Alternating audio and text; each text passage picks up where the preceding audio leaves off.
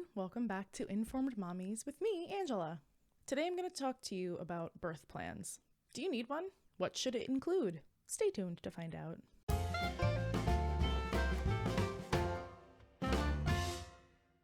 When it came time for me to write a birth plan, I asked my friends and sister about theirs. Most of them answered back that they hadn't actually written anything out, just had some thoughts that they discussed with their providers and their spouses, so that they could advocate for them and be their voices in the hospital. That just didn't feel right for me, because I felt like I was going to forget something really important. When I started researching on what a birth plan should include, I saw a post that really struck home. In it, a woman was at a birthing class, and the instructor asked, "What do you think would be the worst case scenario that could happen to you during labor and delivery?" A lot of the moms answered things like, "I have to get a C-section, not following the birth plan, needing to use vacuum or forceps." But when it was the poster's turn to answer, she responded, "Both me and the baby die." And while everyone else in the room was shocked by her answer, the instructor was really glad that she had said that, because while medical technology has advanced to the point where that is not very likely to happen, it's still good to keep things in perspective. If at the end of the day, you and the baby are both alive and healthy, then that's really all that matters. That being said, I still had some very specific thoughts on what my ideal birthing situation would be. I actually found and used a template from thebump.com, which I'll post in the description. At the top of my birth plan, I acknowledge that sometimes situations don't always go according to plan. Before I go on to the rest of the birth plan, let me just say this. I was induced 2 days after my due date due to preeclampsia, or at least I assume that was what the issue was, seeing as how nobody once mentioned it to me. My birth plan was thrown out of the window as soon as I walked in the door. I have to admit, I did shed some tears over the loss of what I thought would be the ideal situation, but it is what it is. Okay, moving on to the first section. Here is where I talk about my choices for ambiance. I wanted to be free to wear my own clothes or my gown, which wasn't an issue, or to listen to music if I chose, also not an issue. To basically be left alone unless we needed help or to be checked on. I figured the less distractions, the more focused I can be on at the task at hand. I was also hoping to be able to eat if the doctor said it was okay.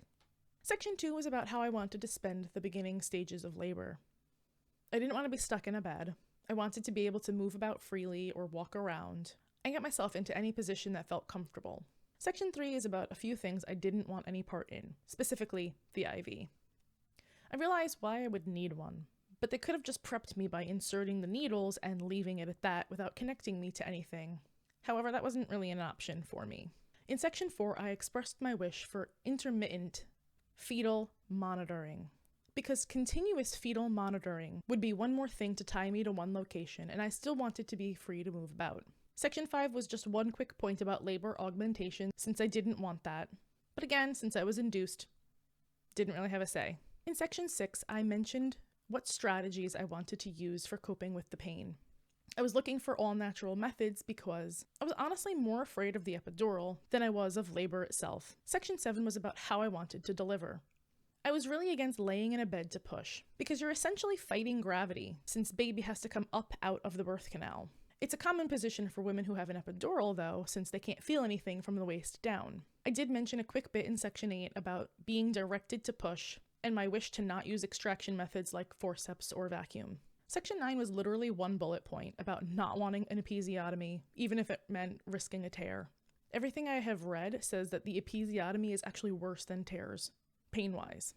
In Section 10, I talked about what my wishes were for immediately following birth. I especially wanted a delayed cord clamping, and I found out that most hospitals, in the US at least, will delay a cord clamping unless there's some sort of emergency that requires baby or mom to be whisked away at a moment's notice. Section 11 was about having a C-section if it was necessary. I like to plan for everything, so even though I wasn't hoping to have one, I wanted it to be ready in case we needed one. Sections 12, 13, and 14 were about breastfeeding and baby's medical exams. I was really hoping to breastfeed, so I mentioned not giving the baby formula or sugar water, and I wanted any of her exams that could be done while I held her to be done so that way we would have time to bond. As it was, I was still confined to bed, so a lot of those procedures were done from across the room, but my husband was at least next to her during them, so that's better than nothing.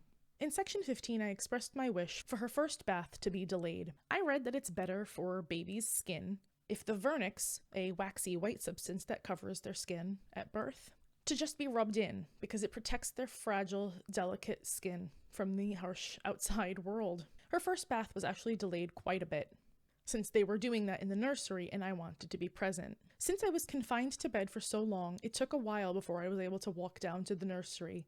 Even then, we had to stand outside the window and just watch from there. Section 16 was a reiteration of my wish to breastfeed, and that I would accept help if needed. We did need the help, as it turns out, and were unable to get help from the lactation consultant until late afternoon on Monday. My daughter was born at 10 p.m. on Saturday, so we were really frustrated and had started supplementing with formula by that point, which meant she wasn't willing to try anymore. Section 17 was one quick line expressing our wish that the baby stayed in our room at all times. I was worried that they were going to try to take her to the nursery, and that frightened me a bit.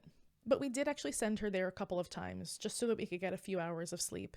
I'm not sure that I actually needed Section 18, which expressed my wish for my husband to be present with me at all times, at least not in pre-pandemic time. But I was worried that they were going to tell him that visiting hours were over and that he had to go home and leave me alone with the baby. Especially in that first night when I couldn't even get out of bed to even get my daughter out of her crib, it was really frightening for me to have thought that they would have sent him home. Section 19 was another quick sentence about my wish for pain medication after birth. Since I was planning on breastfeeding, I didn't want heavy drugs in my system, so I only wanted the extra strength acetaminophen or Motrin, but I ended up not taking either. The last section is a worst case type scenario. It stated that if baby wasn't well, for any reason, my husband or I wanted to accompany her to the NICU or another facility if she needed to be transferred somewhere, and that I wanted to still be able to hold her, do skin to skin, and try to breastfeed if we were in that situation. Thankfully, we were not in that situation, but it's still good to plan for something like that because you never know what's going to happen. Okay, that wraps up my birth plan. I went over some of the major points with my doctor beforehand and gave them a copy. And some of the points the doctor said just weren't really possible. Mainly not having an IV and doing intermittent monitoring. But when I expressed my wish to be able to roam freely, they assured me that it would not interfere.